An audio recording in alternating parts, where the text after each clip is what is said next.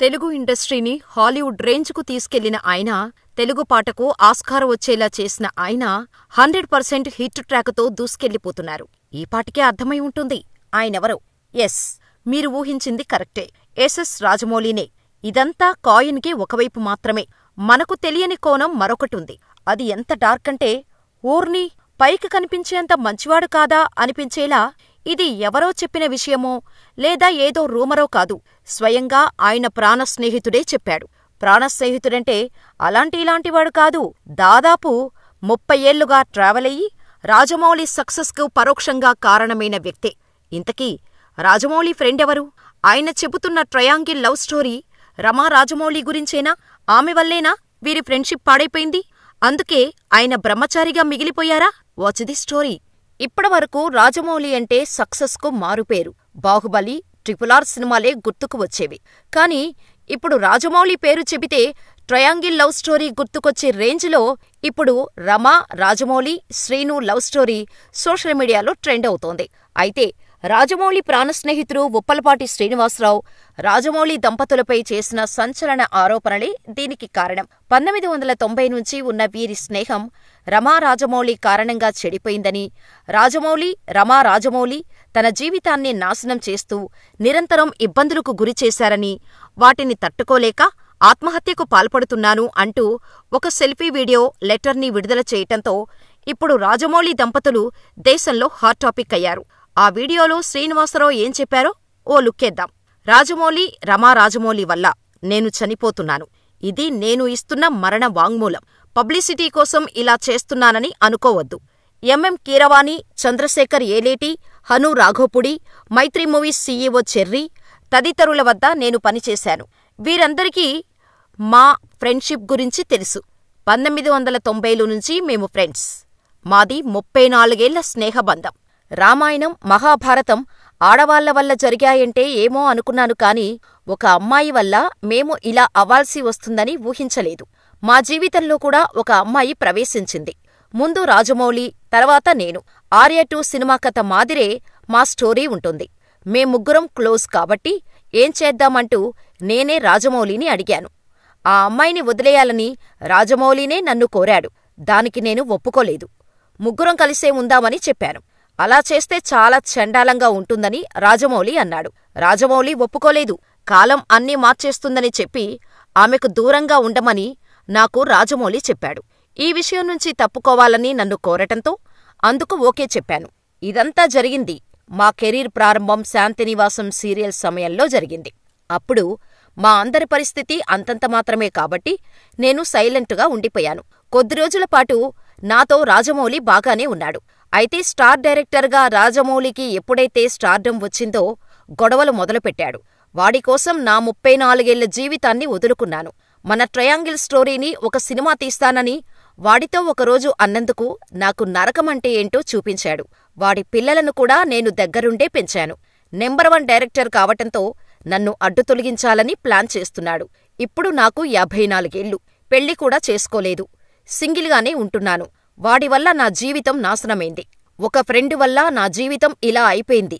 వాడిని నేను ఏ విషయంలోనూ డిస్టర్బ్ చేయలేదు. కానీ ఈ రహస్యాలన్నీ అందరికీ చెప్పాననుకొని నన్ను టార్చర్ చేస్తున్నాడు. ఇదంతా మా ముగ్గురి మధ్య జరిగింది. నేను చనిపోతున్నాను. ఆ తర్వాతైనా సరే రాజమౌళికి లై డిటెక్టర్ టెస్ట్ చేయండి. అసలు విషయం తెలుస్తోంది.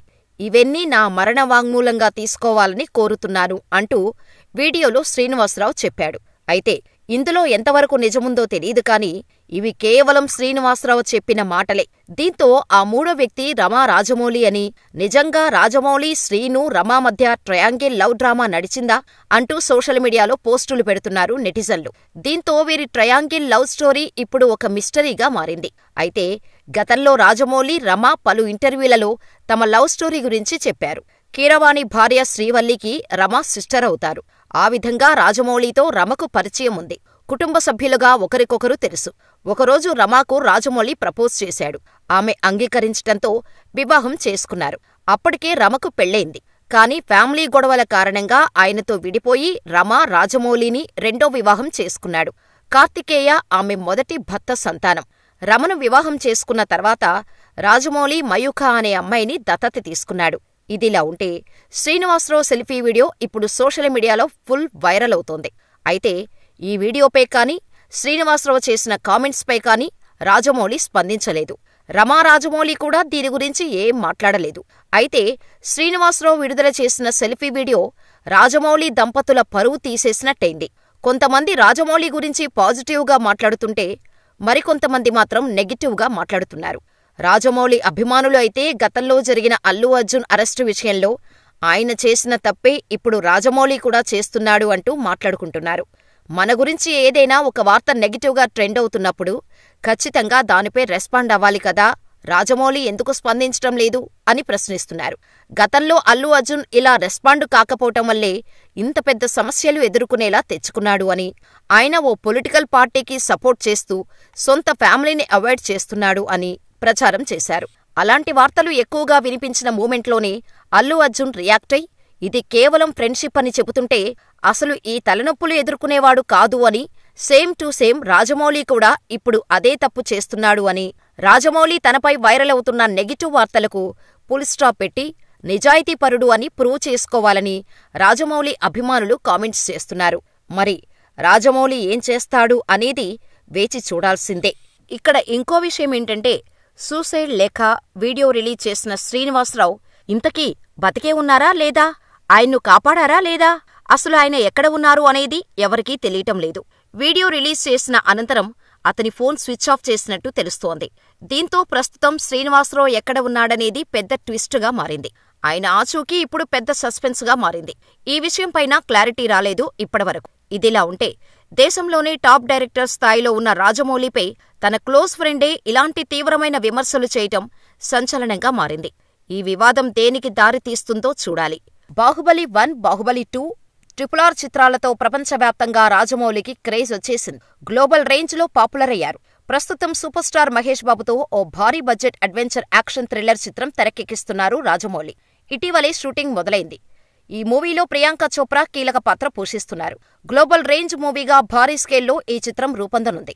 దీంతో ఈ చిత్రంపై ఇంటర్నేషనల్ వైడ్గా క్రేజ్ ఉంది. ఇలా రాజమౌళి మంచి బిజీగా ఉన్న టైంలో ప్రాణస్నేహితుడి నుంచి ఆరోపణలు రావటం ఇప్పుడు చర్చనీయాంశంగా మారింది.